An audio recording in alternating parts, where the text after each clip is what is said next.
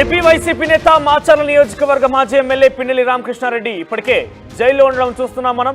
So election నేపథ్యంలో ఏకంగా ఈవీఎంని ధ్వంసం చేయడమే కాకుండా అధికారుల పై కూడా దాడి చేసే ప్రయత్నం చేశాడు. పూర్తిగా కూడా అక్కడ రెచ్చగొట్టి పరస్పర దాడులకు కూడా దిగే విధంగా రెచ్చగొట్టాడంటూ కూడా పలు కేసులు నమోదయ్యాయి. ఈ కేసులో పిన్నెల్లి రామకృష్ణారెడ్డి అరెస్ట్ చేశారు పోలీసులు. ప్రస్తుతం ఆయన జైల్లో ఉన్నారు. అయితే మరొకసారి పిన్నెల్లి రామకృష్ణారెడ్డి బెయిల్ పిటిషన్ మూచేశారు. ఈరోజు హైకోర్టులో వైసీపీ నేత పిన్నెల్లి రామకృష్ణారెడ్డి బెయిల్ పిటిషన్పై విచారణ కొనసాగుతుంది. నిన్న హైకోర్టులో ఇప్పటికే 2 వర్గాల వాదన ముగిసింది. ఈరోజు పిన్నెల్లి బెయిల్ పిటిషన్పై తుది తీర్పు వచ్చే అవకాశం కనబడుతోంది. జూన్ 26 నుంచి కూడా నెల్లూరు జైల్లో ఉన్నారు పిన్నెల్లి. ఏకంగా వైసీపీ అధినేత మాజీ ముఖ్యమంత్రి జగన్ కూడా ములాఖత్లో వెళ్లి పిన్నెల్లిని కలిశారు. ఆ తర్వాత పిన్నెల్లి ఒకసారి బెయిల్ పిటిషన్ దాఖలు చేసినప్పటికీ బెయిల్ జారీ కాలేదు. బెయిల్ పిటిషన్కి సంబంధించి నిరాకరించబడింది. ఈసారి ఏకంగా హైకోర్టుకు వెళ్లారు. ఆయన వాదన వినిపించింది. హైకోర్టులో 2 వర్గాల వాదన విన్న తర్వాత ఈరోజు తుది తీర్పు ఇచ్చే అవకాశం కనబడుతోంది. అయితే జిల్లా కోర్టులో 2 సార్లు పిన్నెల్లి బెయిల్ పిటిషన్ కొట్టివేశారు. షరతులకు కట్టుబడి ఉంటానని బెయిల్ ఇవ్వాలని పిన్నెల్లి కోరినప్పటికీ బెయిల్ దొరకలేదు. ఇక ఎన్నికల టైంలో టీడీపీ ఏజెంట్ నంబూరి శేషగిరిరావుపై దాడి కేసులో కూడా పోలింగ్ తర్వాత కారంపూడిలో సీఐ నారాయణస్వామిపై దాడి కేసులో కూడా బెయిల్ ఇవ్వాలని పిన్నెల్లి పిటిషన్ దాఖలు చేశారు. ఒక్కసారి మా ప్రతినిధి రామారావు దగ్గరికి వెళ్ళాం. ఎస్ రామారావు, వైసీపీ నేత మాచర్ల నియోజకవర్గ మాజీ ఎమ్మెల్యే పిన్నెల్లి గతంలో అధికారులపై దాడి కేసులో కావచ్చు, ఈవీఎం ధ్వంసం కేసులో కావచ్చు ప్రస్తుతం జైల్లో ఉన్నారు. ఆయన కింది స్థాయి కోర్టులో పలుమార్లు వెళ్ళి మీరు ఏ కండిషన్ ఇచ్చినా కట్టుబడి ఉంటారని చెప్పినప్పటికీ బెయిల్ రాలేదు. అక్కడ బెయిల్ నిరాకరణ గురైంది. ఇప్పుడు ఏకంగా హైకోర్టుకు వెళ్లారు. సో ఎటువంటి వాదనలు కొనసాగాయి? పిన్నెల్లి బయటికి వస్తే ఎటువంటి అంటే బయటికి వస్తే ఆధారాలు నివంచన చేసే అవకాశం కానివచ్చు, మరింతగా కార్యకర్తలు రెచ్చగొట్టే అవకాశం ఉన్నట్టుగా ఇటు ప్రభుత్వం కూడా అంచనా వేస్తూ అధికారులు అంచనా వేస్తున్నారు. సో ఎటువంటి వాదనలు నడిచాయి? ఈరోజు బెయిల్ తుది తీర్పు ఏం రాబోతోంది ఈ పిటిషన్ పైన? ఖచ్చితంగా మనోజ్, ఎందుకంటే మాచర్ల మాజీ ఎమ్మెల్యే పిన్నెల్లి రామకృష్ణారెడ్డి జూన్ 26 నుంచి కూడా నెల్లూరు జిల్లా జైల్లోనే ఉన్నారు. సో ఆయనకు సంబంధించినటువంటి బెయిల్ పిటిషన్ పై ఈ రోజు హైకోర్టు తుది తీర్పు వెలువరించే అవకాశం ఉంది. ప్రధానంగా చూసుకున్నట్లయితే పోలింగ్ సమయంలో కావచ్చు, పోలింగ్ తర్వాత కావచ్చు, మాచర్ల నియోజకవర్గంలో జరిగినటువంటి దాడులు కావచ్చు, ఘర్షణలు కావచ్చు, వీటన్నిటి మీద ఏదైతే అప్పట్లో పోలీసులు కేసు నమోదు చేశారో ఇందులో పిన్నెల్లి రామకృష్ణారెడ్డి ఆయన సోదరుడి మీద కూడా 307 సెక్షన్స్ కింద కేసు నమోదు చేయడం జరిగింది. వీటన్నిటి మీద కింది కోర్టులో బెయిల్ కోసం అప్లై చేశారు. అయితే బెయిల్ రిజెక్ట్ అవడంతో హైకోర్టుకి వెళ్లారు. హైకోర్టులో కూడా మొదట ఈ నెల 14న బెంచ్ మీదకి వచ్చినప్పటికీ కూడా గతంలో విచారించినటువంటి బెంచే మళ్ళీ ఈ బెయిల్ పిటిషన్ విచారించాలని జస్టిస్ కృపాసాగర్ చెప్పడం జరిగింది. సో ఈ నేపథ్యంలోనే గతంలో విచారించినటువంటి జస్టిస్ మల్లికార్జున బెంచ్ మీదకి వెళ్ళింది. అయితే 2 వర్గాల వాదనలు విన్న తర్వాత మాత్రమే దీంట్లో తుది తీర్పు చెప్తామని చెప్పడం జరిగింది.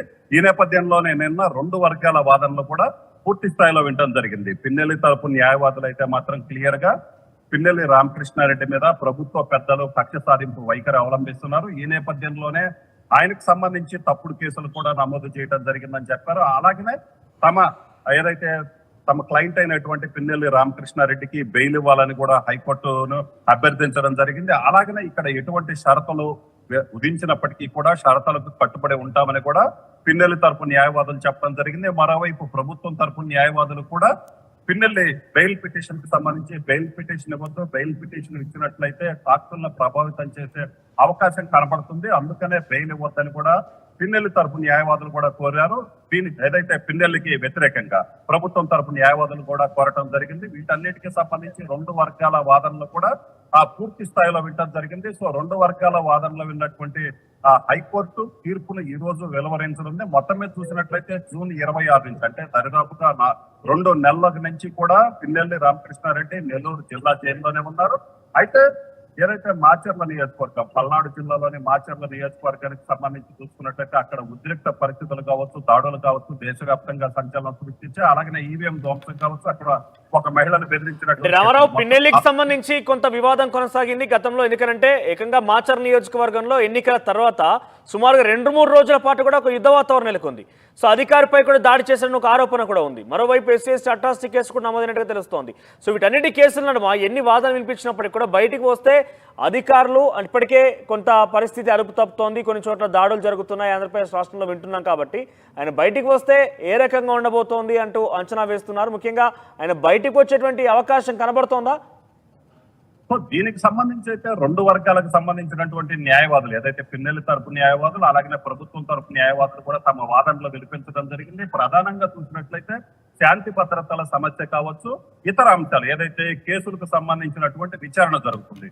సో ఈ విచారణని ప్రభావితం చేసే అంశాల మీదనే ప్రభుత్వం తరపు న్యాయవాదులు ప్రధానంగా ప్రస్తావించడం జరిగింది. పిన్నెల్లికి బెయిల్ ఇచ్చినట్లయితే ఈ కేసులో విచారణకు సంబంధించి కొంత ప్రభావితం చేసే అవకాశం ఉందని కూడా ప్రభుత్వం తరపు న్యాయవాదులు ప్రధానంగా చెప్పినటువంటి లేవనెత్తినటువంటి అంశం ఏదైతే ఉందో ఇది ప్రధానంగా ఉంది. సో అక్కడ గతంలో జరిగినటువంటి అంశాలన్నింటినీ కూడా హైకోర్టు దృష్టికి కూడా తీసుకొని రావడం జరిగింది. అక్కడ జరిగినటువంటి దాడులు కావచ్చు, బీభత్సం కావచ్చు, అలాగే ఈవీఎం ధ్వంసం కావచ్చు, ఇలాంటి ఘటనలన్నీ కూడా పూర్తి స్థాయిలో కోర్టు దృష్టికి తీసుకొచ్చారు. ఇలాంటి ఘటనలు ఇప్పుడు కనుక పిన్నెల్లికి బెయిల్ ఇచ్చినట్లయితే కేసు విచారణకు సంబంధించి సాక్షుల్ని ప్రభావితం చేసే అంశం కావచ్చు, ఇతర అంశాలు నియోజకవర్గానికి సంబంధించి కొంత ఉద్రిక్త పరిస్థితులు ఏర్పడే అవకాశం ఉందన్న విషయాన్ని కూడా హైకోర్టు దృష్టికి తీసుకెళ్లడం జరిగింది. దీంతో పాటు చూసుకున్నట్లయితే ప్రధానంగా ఈ కేసులకు సంబంధించి ఇంకా కొంతమంది అరెస్ట్ కావాల్సిన అవసరం ఉంది. ఎందుకంటే ఇప్పటికీ కూడా ఈ కేసులో ఏటుగా ఉన్నటువంటి పిన్నెల్లి రామకృష్ణారెడ్డి సోదరుడు వెంకటరామరెడ్డికి సంబంధించి చూసుకున్నట్లయితే ఆయన ఇప్పటికీ అజ్ఞాతంలో ఉన్నారు. సో ఇలాగా కొంతమంది ఇంకా అరెస్ట్ కావాల్సిన పరిస్థితి ఉంది. సో ఈ నేపథ్యంలోనే ఇప్పుడు బెయిల్ ఇవ్వటం అనేది కరెక్ట్ కాదు. ఎందుకంటే ఈ కేసుకు సంబంధించి కొంతమంది అరెస్ట్ కాలేదు, అజ్ఞాతంలో ఉన్నారు. వాళ్ళందరూ అరెస్ట్ అయిన తర్వాత పూర్తి స్థాయిలో విచారణ జరిగే అవకాశం అయితే అప్పుడు ఉంటుంది. సో కేసులో ఇంకా కొంతమంది అజ్ఞాతంలో ఉన్నారు కాబట్టి ఇప్పటికైతే మాత్రం బెయిల్ ఇవ్వద్దని హైకోర్టును ప్రభుత్వం తరపు న్యాయవాదులు కోరడం జరిగింది. మరోవైపు పిన్నెల్లి తరపు న్యాయవాదులు అయితే మాత్రం ఇప్పటికే 2 నెలలు అవుతుంది ప్రభుత్వం కక్ష సాధింపు వైఖరి అవలంబిస్తుంది. ఏదైతే ప్రభుత్వ పెద్దలు కొంతమంది ఉద్దేశపూర్వకంగానే ఈ కేసులకు సంబంధించి ఏదైతే దాడులు జరగటం కావచ్చు, వీటన్నిటికి సంబంధించి కూడా వాళ్ళ తరపు వాదనలు కూడా వినిపించడం జరిగింది. మొత్తం మీద అయితే మాత్రం పిన్నెల్లి రామకృష్ణారెడ్డి బెయిల్ వస్తుందా రాదా అన్న ఉత్కంఠ అయితే మాత్రం జిల్లాలో తీవ్ర చర్చనీయాంశంగా మారింది. అయితే బెయిల్ వస్తే కనుక పరిస్థితి ఎలాగుంటుంది, అలాగనే ఈ కేసు విచారణకు సంబంధించినటువంటి అంశాలు కావచ్చు, ఏదైతే పిన్నెల్లి రామకృష్ణారెడ్డి మీద బెయిల్ పిటిషన్ ఏదైతే ఆ బెయిల్ వచ్చినట్లయితే విచారణకు సంబంధించినటువంటి అంశాలు ఏదైతే ఉన్నాయి వీటన్నిటి మీద ప్రభావం, వీటన్నిటి మీద కూడా పూర్తిగా సుదీర్ఘంగా హైకోర్టులో వాదనలు నడిచినటువంటి పరిస్థితి ఉంది. వీటన్నిటిని పూర్తిగా ఉన్నటువంటి న్యాయమూర్తి ఈ రోజు తుది తీర్పు వెలువరించే అవకాశం అయితే కనిపిస్తుంది. మనోజ్ రైట్ రామారావు, సో మొత్తం మీద పిన్నెల్లి బెయిల్ పిటిషన్ హైకోర్టులో వాదనల తర్వాత ఈరోజు తుది తీర్పు వెలువడబోతోంది. సో ఎటువంటి తీర్పు రాబోతోంది, ఎటువంటి వాదనలు నడిచాయి, ఆయన బయటికి వస్తే ఇప్పటికే కొంతమంది కూడా ఇంకా దొరకలేదు మాచర్ నియోజకవర్గం ఘటనకు సంబంధించి. మరి వారందరూ దొరికేంత వరకు కూడా పిన్నెల్లికి బెయిల్ ఇస్తారా లేదని కొంత వాదనగా నడుస్తోంది. ప్రభుత్వ తరపు న్యాయవాది అయితే ఎట్టి పరిస్థితుల్లో బెయిల్ ఇస్తే ఆ ఆధారాలు తారుమారు చేసే అవకాశం ఉంటుంది, మరోసారి రెచ్చగొట్టి ప్రజల్ని భయభ్రాంతులకు గురి చేసే అవకాశం ఉంటుంది. ముఖ్యంగా తప్పించుకున్న వారు దొరకలేదు కాబట్టి ఇప్పుడు పిన్నెల్లికి బెయిల్ వద్దంటూ కూడా ప్రభుత్వం తరపు న్యాయవాది వాదన వినిపిస్తున్నారు. మరి తుది తీర్పులో ఎటువంటి తీర్పు వెలువడబోతుందో చూడాల్సిన అవసరం ఉంది.